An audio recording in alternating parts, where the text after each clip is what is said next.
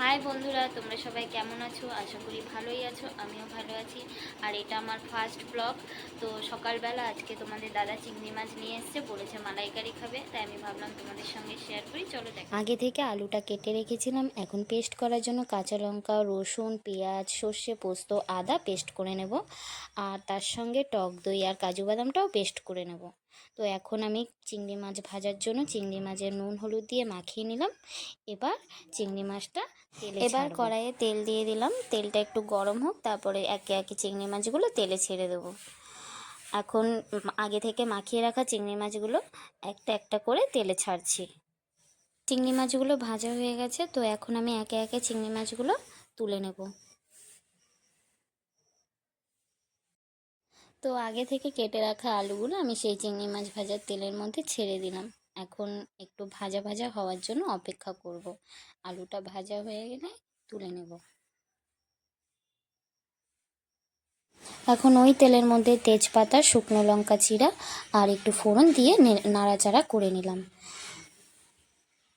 এবার আমি পেঁয়াজগুলো তেলে ছেড়ে দিলাম, তারপরে পেঁয়াজগুলো একটু নাড়াচাড়া করে ভেজে নেব। আমার পেঁয়াজগুলো ভাজা হয়ে গেছে, এখন আস্তে আস্তে পেস্ট করে রাখা মশলাগুলো তেলে দিয়ে দিলাম। এবার হালকা হাতে নাড়াচাড়া করে নেব।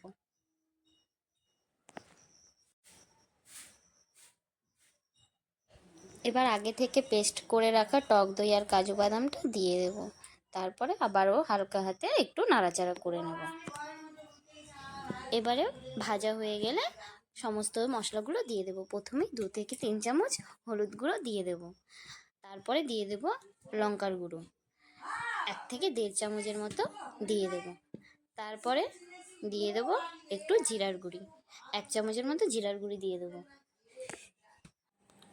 মশলাগুলো দিয়ে এবার কষিয়ে নেব। কষিয়ে নেওয়ার পরে এখন একটু জল দিয়ে দেব।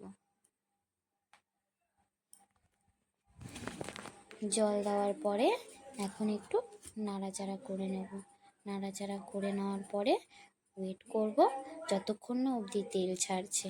দেখো এবার আমার মশলা থেকে কত সুন্দরভাবে তেলটা এখন ছেড়ে গেল। এখন ভেজে রাখা আলুগুলো আর চিংড়ি মাছগুলো একে একে মশলার মধ্যে দিয়ে দেব। তারপরে আবারও একটু কষিয়ে নেব। কষিয়ে নেওয়ার পরে এখন একটু জল দিয়ে ফুটিয়ে নেব। এবার আমি গরম মশলাটা দিয়ে দেব। গরম মশলাটা দেওয়া হয়ে গেলে এবার আমি একটু নাড়িয়ে নেব।